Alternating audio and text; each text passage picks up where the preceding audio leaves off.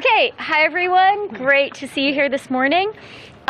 We are here to talk about the Prime Minister's announcement this morning that Canada will be imposing tariffs on Chinese EVs, on Chinese steel and aluminum, that we will be changing our EV incentive program in line with those tariffs, and that we will be launching a very fast 30-day consultation on batteries, battery parts, semiconductors, critical minerals and metals, and solar panels. On est ici pour discuter l'annonce du Premier ministre ce matin que le Canada va imposer, utilisant le section 53, les tarifs contre les véhicules électriques de la Chine, l'acier et l'aluminium de la Chine, qu'on va modifier nos subventions pour l'achat des véhicules électriques et qu'on va annoncer une très courte consultation concernant les tarifs contre les autres éléments de la chaîne d'approvisionnement. Yeah, let me just say briefly, first of all, good morning. It's nice to be with you all, to be back. Listen, we're acting to protect our workers, to protect our industry, to protect, obviously, the generational investments that we have seen coming in our country.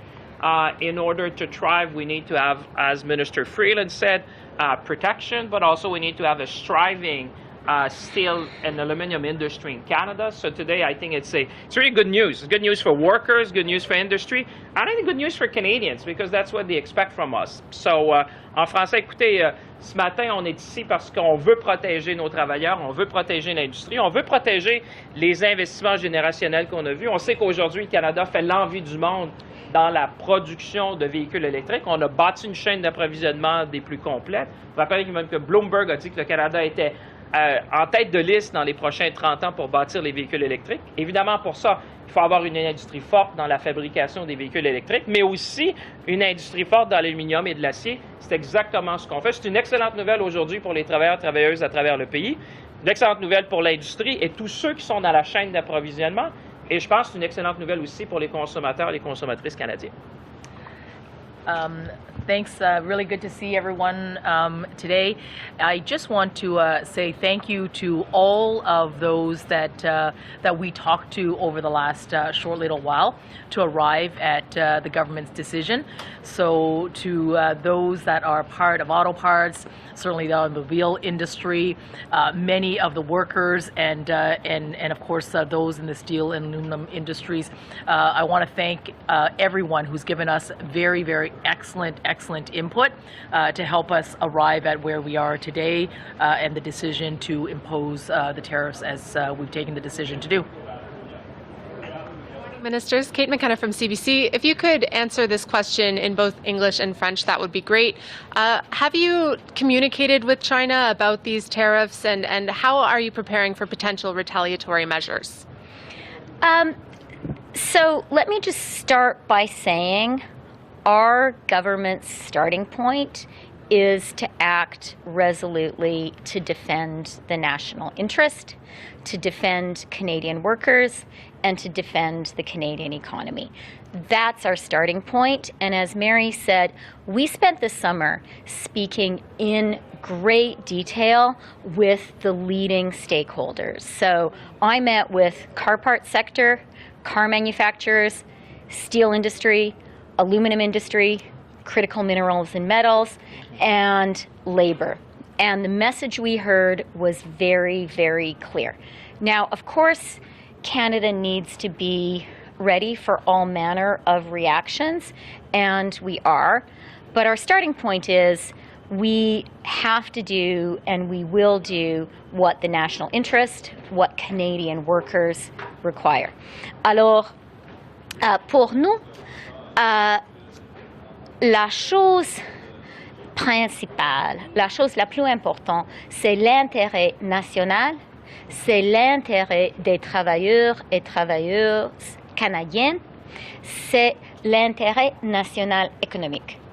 Et on va toujours agir et faire ce qui est nécessaire pour protéger nos travailleurs et travailleuses, notre secteur manufacturier notre économie. Évidemment, on doit être prête à toutes les réactions possibles et on est prêt. Je ne sais pas si quelqu'un veut. I think it's. Did you talk to China? Did China know this was coming? Of course, Canada believes also in having open, frank, and candid conversations, and that is what we have been doing. Moi, je vais placer le micro. Je comprends que vous voulez vous concentrer sur Vous voulez nous rejoindre? Non, non, merci. Je comprends que vous voulez vous concentrer sur les problèmes des Canadiens, que vous misez au cours de ce cabinet sur l'embellie économique.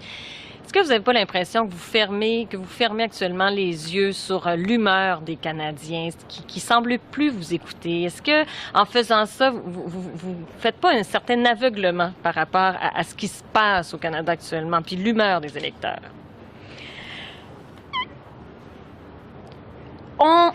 Tous les ministres, tous les députés ont passé l'été sur le terrain. On a eu plusieurs conversations avec les Canadiens et Canadiennes dans nos comtés et aussi partout au pays. Pour nous, c'était une été d'être à l'écoute. C'est très important.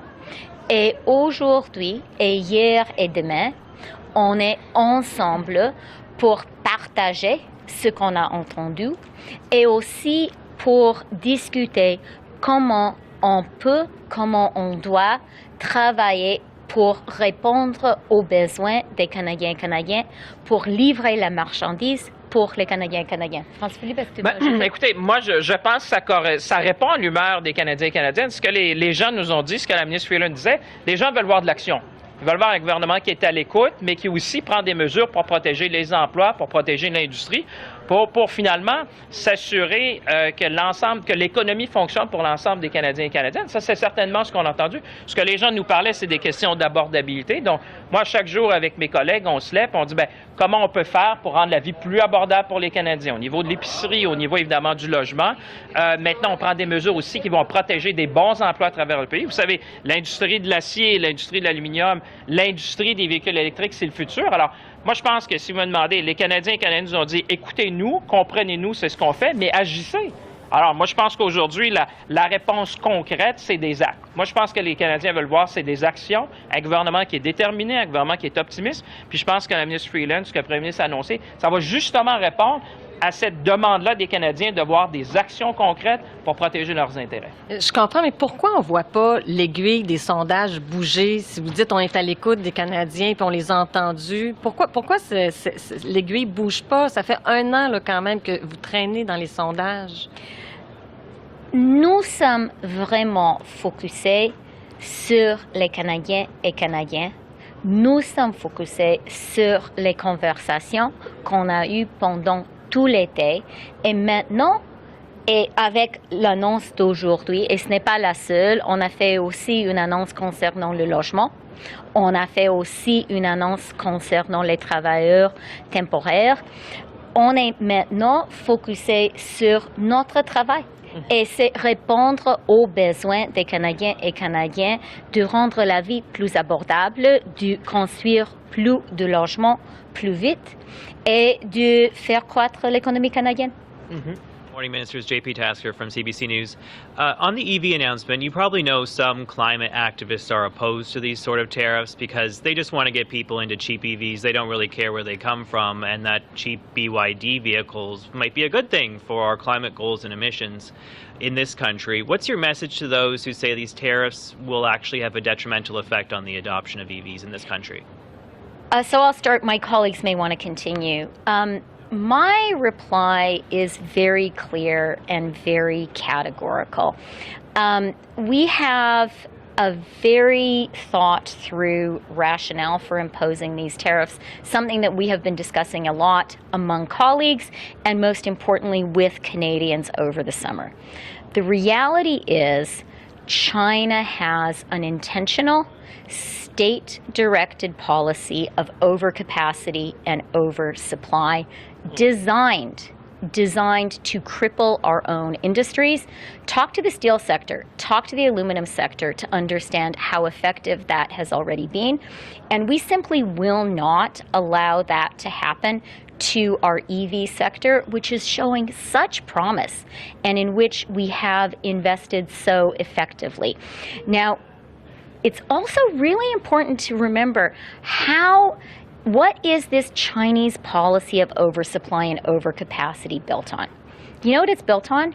It is built on abysmal labor standards, and it is built on abysmal environmental standards. We are not going to build Canadian policy based on abuses of workers in China and based on pollution in China.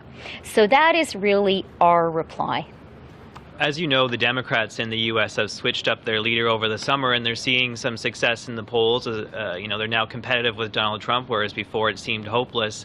And there's a lot of enthusiasm among party members. Does that give you pause and make you think maybe we should have a leadership swap here in this country to revive the Liberal fortunes?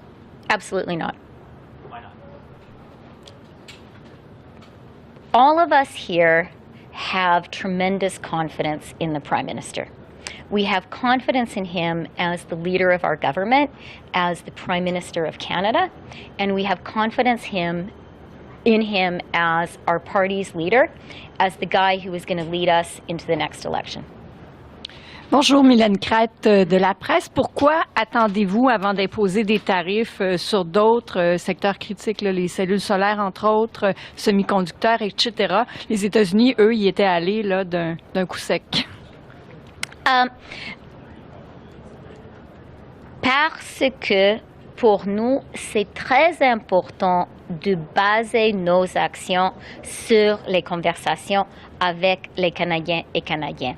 Et pendant l'été, les ministres qui sont ici, nous avons fait une très important travail en parlant avec les industries. Moi, personnellement, j'ai eu des réunions avec les manufacturiers dans le chaîne d'approvisionnement pour les voitures. J'ai eu les réunions avec les manufacturiers des voitures. J'ai parlé avec les leaders du secteur d'acier, les leaders du secteur d'aluminium. J'ai parlé avec les mineurs et j'ai parlé avec les syndicats. Alors, c'est très important parce que c'est du travail très précis. Et c'est important quand on fait des actions, et c'est une action très forte du côté du Canada, de le faire baser sur les conversations. On aujourd'hui annonce qu'on va avoir une consultation sur le reste de la chaîne d'approvisionnement. Ce sera une consultation courte, juste de 30 jours, parce qu'on comprend que c'est important de parler avec les gens impliqués dans le secteur avant d'annoncer les mesures précises. Et je veux juste préciser une chose que vous avez mentionnée dans votre question. Et c'est important de comprendre que nos partenaires américains, qui sont évidemment très importants pour nous du côté économique, ils ont annoncé des tarifs, mais les mesures ne sont pas en vigueur.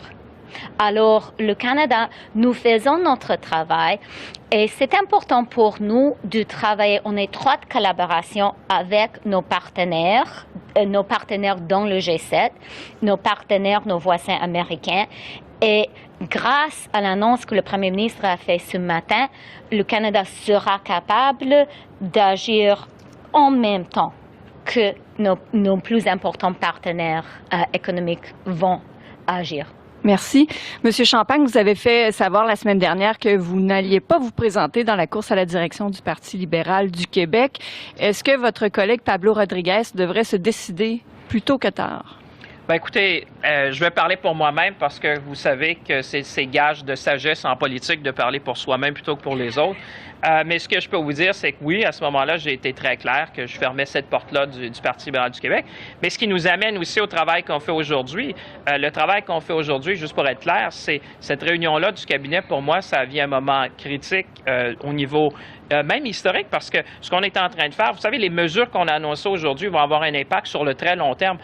Chacune des mesures qu'on prend aujourd'hui même les mesures qu'on a prises au niveau de la concurrence plus tôt, les autres mesures qu'on a prises dans le logement, les annonces en immigration, les annonces qu'on a faites récemment vont porter fruit sur le long terme. Alors, je pense que vous devez voir mon rôle ici aujourd'hui. Je l'ai toujours dit, ça prend des voix fortes du Québec à Ottawa pour faire avancer le Québec et faire avancer l'entièreté du pays. Alors, moi, j'ai été clair là-dessus et j'ai décidé de venir. Ben, écoutez, comme je vous dis, chacun des collègues est ici, chacun apporte sa contribution, puis on est content d'avoir Pablo Rodriguez comme lieutenant du Québec qui fait son travail. On va continuer d'appuyer là-dedans. Et on est content de voir François Philippe à côté de nous. Hi, Ministers. Brennan McDonald, CTV News. How will these tariffs on Chinese electric vehicles impact your government's transitional targets for EVs? Are they still achievable, or are they in jeopardy now? They're absolutely still achievable, and that is one of the things that we spent some time over the summer working on, that we have been having really important discussions with industry leaders, with labor, with environmental groups, and with our colleagues around the cabinet table. Ashley? What's your message to caucus members who want to see some sort of big political reset come out of this cabinet meeting and some major changes moving forward to try to turn the party's political fortunes around? I spent the summer talking with a lot of members of our caucus. I think I've had one-on-one conversations just this summer with around 70 MPs. And the message that I heard from caucus is we believe in the work that we are doing. And we know we need to be listening to Canadians. We know we need to be delivering for Canadians on their key priorities. And all of caucus, all of cabinet spent the summer really listening. And certainly what I heard, certainly what Ontario caucus heard, was housing, affordability, economic growth. That is what Canadians want. They need us to work hard to deliver on those priorities, and I think that's what you see us here focused on. You want to? Well, I think that was Okay. Okay. Ah oui. Je pense que tout le caucus libéral, et nous trois sommes aussi les membres du caucus libéral, nous avons passé l'été à l'écoute aux Canadiens. Et ce qu'on a entendu du côté des Canadiens, c'est qu'on a besoin de plus de logements, du logement qu'on peut acheter, du logement qui est abordable pour les Canadiens et Canadiennes, surtout pour les jeunes. Que l'abordabilité en général reste un enjeu important et qu'on a besoin de croissance économique et du bon travail bien rémunéré. C'est ce que les Canadiens, du quoi les Canadiens ont besoin. Et nous tous, le cabinet, le caucus, nous tous sommes très, très focusés sur ces priorités des Canadiens. Nous comprenons l'importance de maintenant livrer la marchandise pour les Canadiens et Canadiennes. Non, mais moi, j'ajouterais seulement, on l'a dit, puis la ministre Freeland l'a bien expliqué, je pense que la question qui préoccupe les Canadiens présentement, c'est la question de l'abordabilité. C'est ce qu'on a entendu, puis honnêtement, je vous dirais, l'abordabilité, évidemment, c'est au niveau de l'épicerie, c'est au niveau, évidemment, du logement. Il y a des questions sur l'immigration, on a agi. Mais les Canadiens, moi, je peux vous dire, j'en ai rencontré du monde, là, pas seulement dans les inondations à Louisville, mais un peu partout. Les gens veulent voir un gouvernement qui prend action, qui arrive avec une vision claire, qui prend des mesures ciblées, qui est là pour défendre les intérêts des Canadiens de tous les jours. Moi, je pense qu'il y a un message qu'on a reçu, là, c'est prenez nos enjeux de tous les jours, faites-les vôtres. Défendez nos intérêts, faites avancer pour qu'on ait des mesures d'abordabilité. La concurrence, on en parlait ce matin sur un panel, c'est une des choses les plus importantes. Vous savez, plusieurs des mesures qu'on a prises n'ont pas un impact direct aujourd'hui, mais les gens veulent voir un niveau d'optimisme dans l'économie. Puis je pense que, comme la ministre Freeland disait, on s'en va dans cette direction-là, les chiffres sont bons. Puis je pense que la meilleure façon de démontrer aux Canadiens, aux Canadiennes que l'énergie est là, c'est d'arriver avec un message optimiste, Puis vous savez, l'optimisme, c'est contagieux. Donc, on va continuer de démontrer l'écoute qu'on a eue, mais l'écoute aussi qui est suivie par des actions concrètes. Puis ce matin, je pense que ce que vous avez vu de la ministre Freeland, de la ministre Eng, c'est une action concrète. Là, les travailleurs de l'aluminium au Saguenay nous écoutent aujourd'hui. Les gens qui sont dans les aciéries où j'ai visité, par exemple, à Contrecoeur, nous écoutent. Ces gens-là, je pense qu'aujourd'hui, nous disent merci. Vous nous avez écoutés cet été, vous prenez action au mois d'août. C'est comme ça qu'on va préserver nos emplois, c'est comme ça qu'on va faire croître l'économie canadienne. Puis à ce moment-là, c'est une bonne nouvelle pour tout le monde. OK, merci beaucoup. Merci.